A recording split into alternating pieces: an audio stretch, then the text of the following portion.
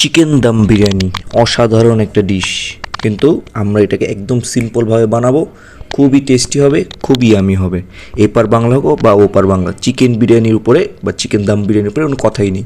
চলেন শুরু করি। সবার আগে একটা হাঁড়ি নিলাম, হাঁড়ির মধ্যে তেলটা একটু গরম করব এবং তার সাথে সাথে দিয়ে দেবো হলো দালচিনি এবং তেজপাতা। এরপরে দিব পেঁয়াজ দিলাম ভালো করে, এবং ডান বাম খেলা শুরু হয়ে গেল আমাদের এখানে। পেঁয়াজটাকে ভালো মতো বাগার দিয়ে টেনে নিয়ে আসছি। এরপরে কি আসতে চলেছে, এরপর এখানে চলে আসলো কি রসুন বাটা।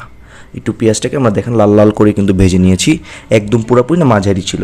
এরপরে হলো রসুন বাটা দিয়ে দিলাম। এরপর এখানে আম্মু দিয়ে দিল ধনিয়া গুঁড়াটা এসে পড়েছে, এই দেখেন। ধনিয়া গুঁড়োটা ভালো মতো দিয়ে দেওয়ার পরে আম্মু এখানে অ্যাড করলো একটা সিক্রেট মশলা। এই মশলাটা কি কমেন্ট বক্সে জানাবেন, অবশ্যই জানাবো। এরপর মরিচ গুঁড়ো অ্যাড করে দিল।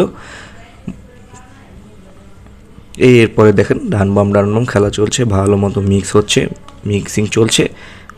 মশলা যখন আমরা কষিয়ে নিয়ে আসছি, তারপরে আলু এবং ব্রয়লার মুরগি আমরা এখানে অ্যাড করি। ব্রয়লার মুরগি কারি কাটের মতো কাট করেছি এবং সামান্য লবণ দিয়ে ভালো মতো প্রথমে মিক্স করে। আপনারা জানেন ব্রয়লার মুরগি কিন্তু ভিতরে মশলাটা কম ঢুকে, যার কারণে এটা ভালো মতো মিক্স করে একটু টেনে নিয়ে আসবো। টেনে নিয়ে আসার পর দেন এখানে পানিটা অ্যাড করবো। আমরা কিন্তু এখনও চাল আনিনি। এই দেখেন পানি নিয়ে আসছি। পানি নিয়ে আসার পরে আবার ডান বাম করে খেলাটা করে নেব।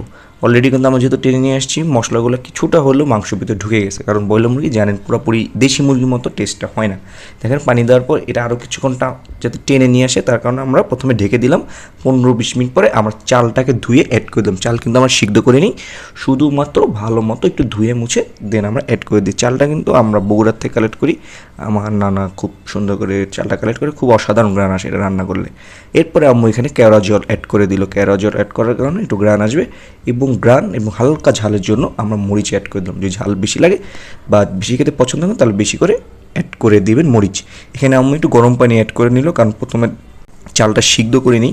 আম্মু সবসময় বললো যে যারা পোলাও রান্না করে প্রথমে হয়তো গরম পানি সিদ্ধ করে নেয় হালকা, বা পরে গরম পানিটা দিয়ে নেয়। এই দেখেন এখন আমরা এটাকে দিব দমে দেওয়ার সময় এসে পড়েছে।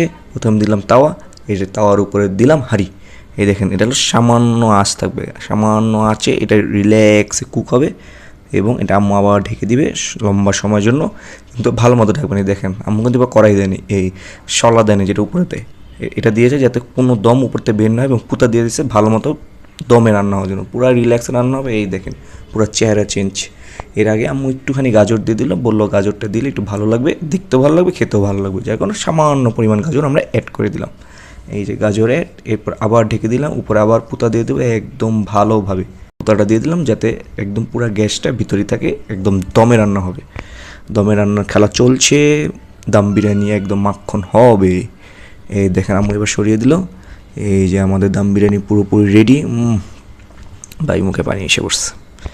দম বিরিয়ানি খেলা হবে একদম রেডি টু গো। এটার মধ্যে কোনো ভেজাল নেই, ঝামেলা নেই। একটা জিনিস খেয়াল করছেন, ঝামেলা নেই।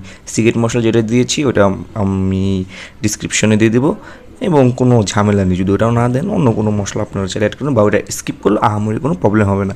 আশা করি এই ভিডিওটা আপনাদের ভালো লেগেছে। লাইক কমেন্ট শেয়ার দিয়ে আমাদের পাশে থাকবেন। সবাইকে ধন্যবাদ। আসসালামু আলাইকুম।